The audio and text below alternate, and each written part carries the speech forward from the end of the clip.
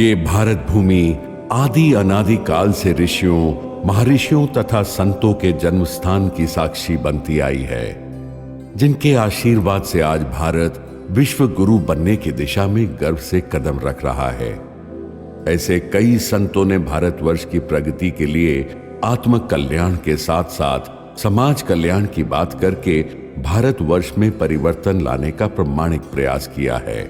इसी प्रामाणिक प्रयास में परोपकार की भावना लिए जिन्होंने न केवल गुजरात अपितु पूरे विश्व के लोगों के जीवन में ज्ञान का प्रकाश फैलाया, ऐसे व्यक्तित्व यानी परम आदरणीय संत श्री पुनीताचार्य जी महाराज, जिन्होंने अपनी 45 वर्षों की कठिन साधना के बाद फलस्वरूप भगवान दत्तात्रेय से विश्व कल्याणार्थ महामंत्र हरि ओम तत्सत जय गुरुदत्त प्राप्त कर इस कलयुग की तीव्र ताप से पीड़ित लोगों को आध्यात्मिक और भौतिक उन्नति का मार्ग दिखाया है।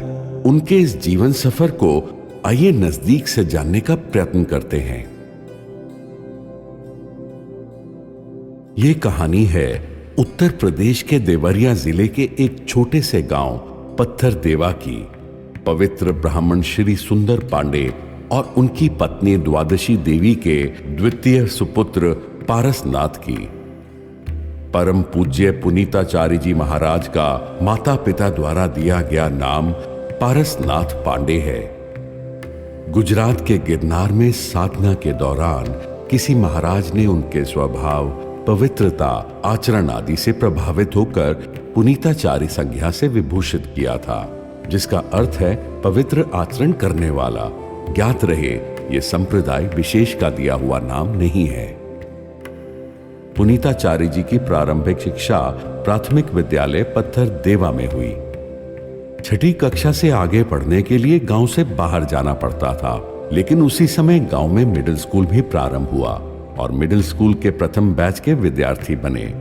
मिडिल स्कूल से आगे की पढ़ाई के लिए गांव में कोई विद्यालय नहीं था, अतः गांव और कुटुंब के बड़े लोगों से परामर्श करके आगे की पढ़ाई के लिए बनारस आ गए।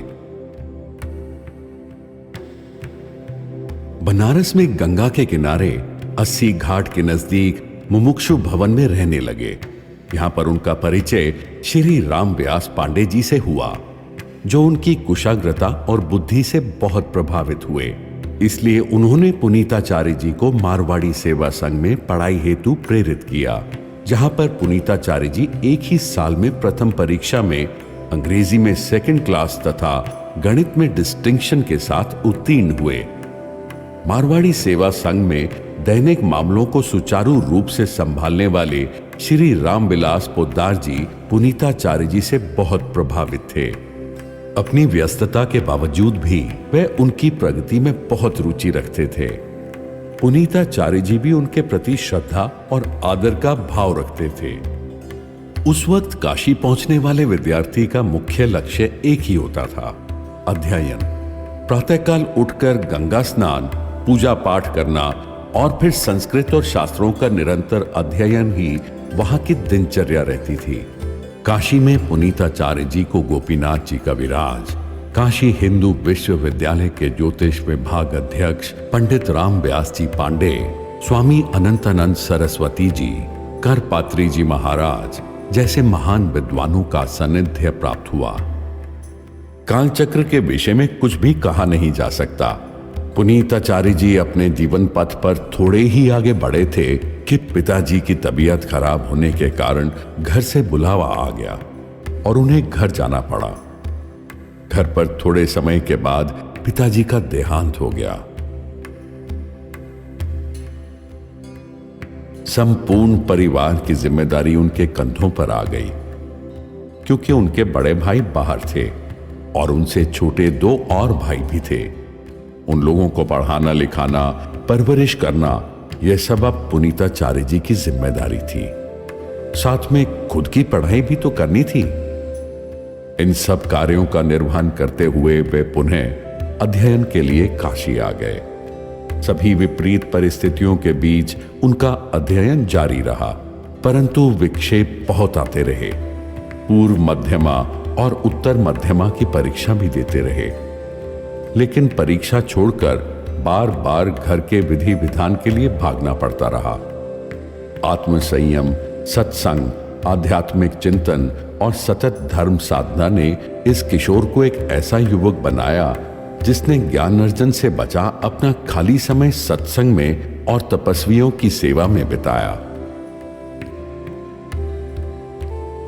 पंडित रामव्यास जी पांडे, जो काशी हिंदू विश्वविद्यालय के ज्योतिष विभाग अध्यक्ष रहे, उनसे उनका बहुत परिचय हुआ। हथुआ, अमावा, बधैया, तमकुही आदि जगहों में उन्होंने काफी कर्मकांड और अनुष्ठान किया।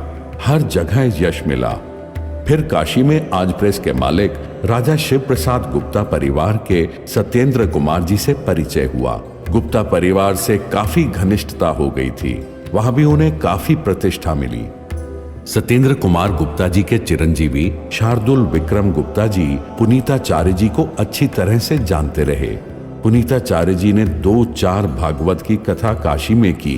अंतिम कथा काशी के पास बबूरी गांव में की और वहां से एकाएक भागवत कथा के लिए माधव बाग मुंबई जाना पड़ा। माधव बाग में भागवत के मधुर कथा वाचक पारसनाथ पांडे के नाम से बोर्ड लगा और 10 दिन तक कथा चली। परम ज्ञान के धनी पारसनाथ जी ना तो साधु सन्यासी थे, ना ही शास्त्री पंडित या कोई व्यवसायिक कथाकार, पर फिर भी अपनी धारा प्रवाह हिंदी वाणी की मधुर धुन और शब्दों के अस्खलित प्रवाह से श्रोताओं का दिल जीतना उन्हें खूब आता था। उन्होंने अपनी कहानियों, दृष्टांतों, छंदों, दोहों, चौपाइयों और भजनों के साथ कथा को लोकभोग्य बनाया, जिसकी वजह से उनके सुनने वालों की संख्या भी बढ़ती चली गई।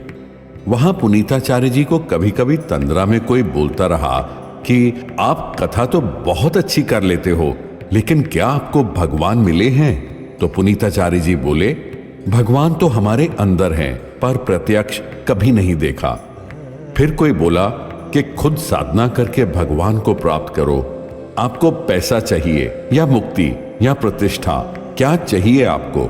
पुनीताचार्य जी को सबसे कीमती वस्तु मुक्ति लगी, तो वह बोले, मुझे मुक्ति चाहिए। तब जवाब मिला, तो फिर भजन करो।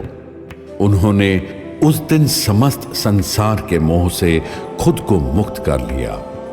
कथा विश्राम के बाद वापस काशी आने के बदले उनकी यात्रा आगे बढ़ी और पुनीताचार्य जी भगवान को ढूंढने के लिए निकल पड़े।